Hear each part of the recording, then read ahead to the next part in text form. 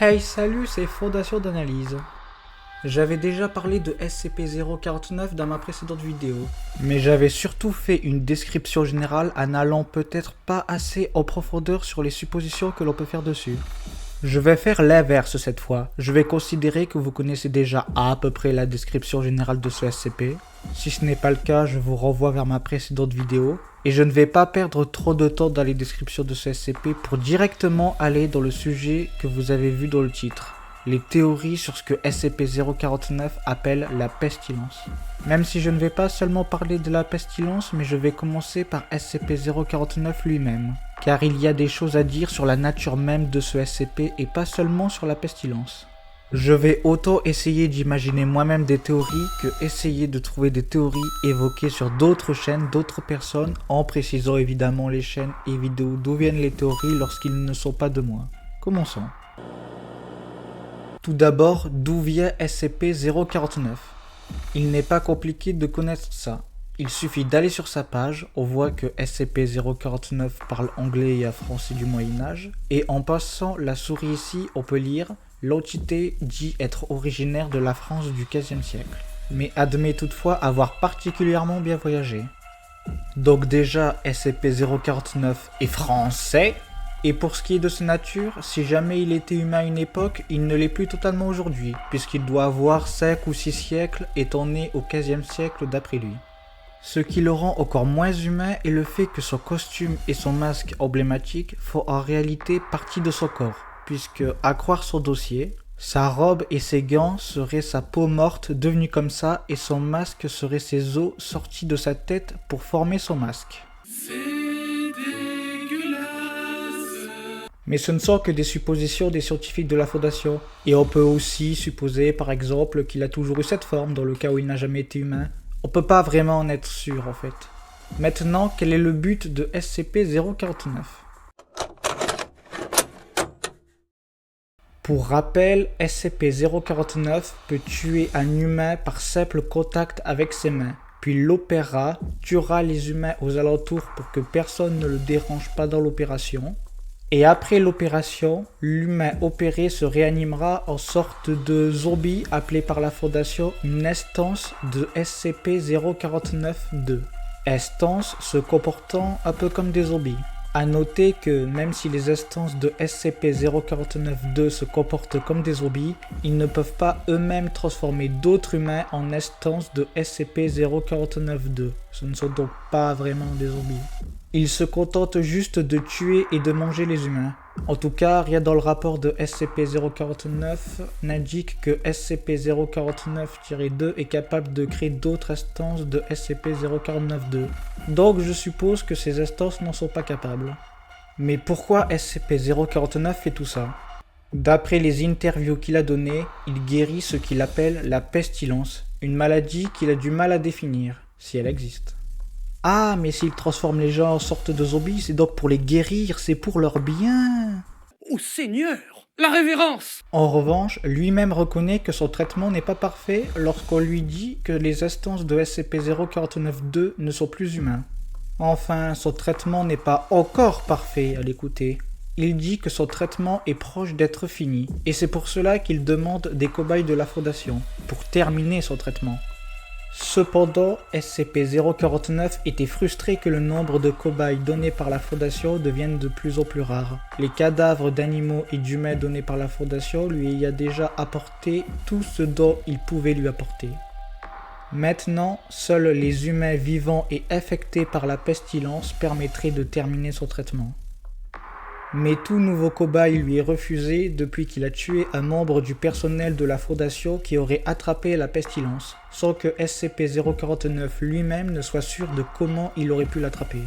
Ah ouais, donc finalement qui est le plus con dans l'histoire? Alors maintenant la question à 1 million d'euros, qu'est-ce que la pestilence ? Qu'est-ce que guérit le traitement de ce SCP ? Ma théorie que j'avais donnée dans ma précédente vidéo était que la chose que détecte SCP-049 comme étant ce qu'il appelle la pestilence était en réalité ce qu'il y avait de mauvais en nous. Des choses qui ne sont pas instinctives comme les animaux mais qui sont le fruit de notre intelligence. Des choses comme la haine, le désir de pouvoir, de domination, des choses que les instances de SCP-049-2 ne ressentent pas puisqu'ils agissent de manière instinctive, voulant seulement manger et survivre. Ainsi, en transformant les humains en ces choses, ils ne sont plus mauvais, mais le problème est aussi qu'ils ne sont plus humains, ni intelligents. La version terminée et parfaite du traitement de SCP-049 pourrait alors être un traitement qui nous guérit du mal, qui nous guérit de la pestilence, mais en nous laissant en vie et en nous laissant notre intelligence. Le truc avec cette théorie, c'est que certaines personnes ne semblent pas affectées par la pestilence, selon SCP-049. Donc ces personnes n'auraient rien de mauvais en eux ? Peut-être que lorsque le mal en nous est assez faible, SCP-049 ne nous considère pas comme malades, ou peut-être que le mal, selon SCP-049, est quelque chose de plus spécifique. Mais ce n'est pas la seule théorie possible. D'après Marie Frozen Crystal dans sa vidéo sur SCP-049, la pestilence serait une métaphore de la mortalité et de la futilité humaine. Ce n'est pas bête, car ça expliquerait qu'ils disent que la pestilence est le seul mal en ce monde. Toutes les maladies seraient évitées si les humains n'étaient plus mortels. Mais comme elle le dit, le problème de cette théorie est que SCP-049 considère certains humains comme n'étant pas affectés par la pestilence. Donc le même problème que pour ma théorie. Cette petite incohérence ne discrédite pas forcément la théorie selon moi, car peut-être que SCP-049 ne peut détecter la pestilence que lorsqu'une maladie se trouve à l'intérieur d'un humain ou d'autres conditions. Mais s'il faut trouver des théories pour qu'une théorie tienne debout, alors c'est peut-être que si on enlève les béquilles, la théorie de Marie ne tient juste pas, malgré qu'elle soit intéressante.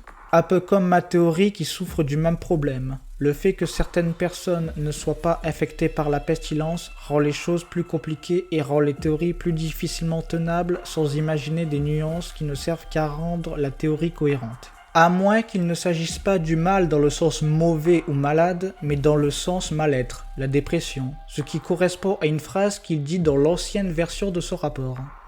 En fait, si j'ai bien compris, le rapport de SCP-049 a été modifié et densifié il y a 6 ans, et dans l'ancienne version, il dit qu'il évite de parler parce que les personnes affectées par la pestilence sont mélancoliques et réagissent mal à la conversation.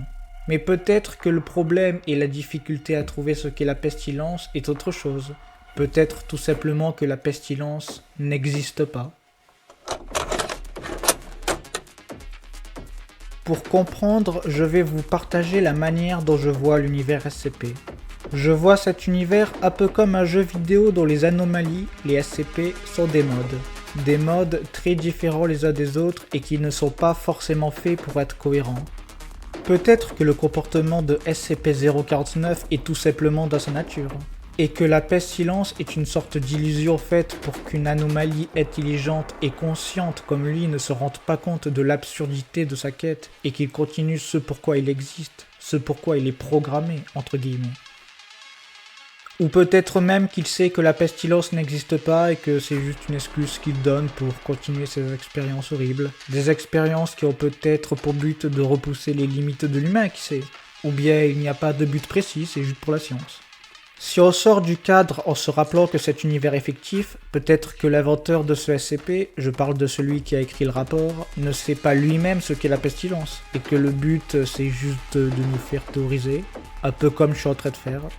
Ce serait dommage que cette hypothèse soit la bonne, mais cet auteur aurait au moins compris à quel point la communauté est importante pour cet univers, une communauté qui invente, théorise, imagine comme aucune autre communauté, et ça fait partie de ce que j'adore avec cet univers. Enfin, on peut pas vraiment savoir au final, et c'est peut-être une bonne chose, puisque ce mystère fait partie de l'aura de SCP-049, et ce n'est pas le seul. Si vous vous demandez pourquoi autant de SCP ont des parties de leur dossier censurées, vous aurez peut-être compris. C'était Fondation d'analyse pour vous servir.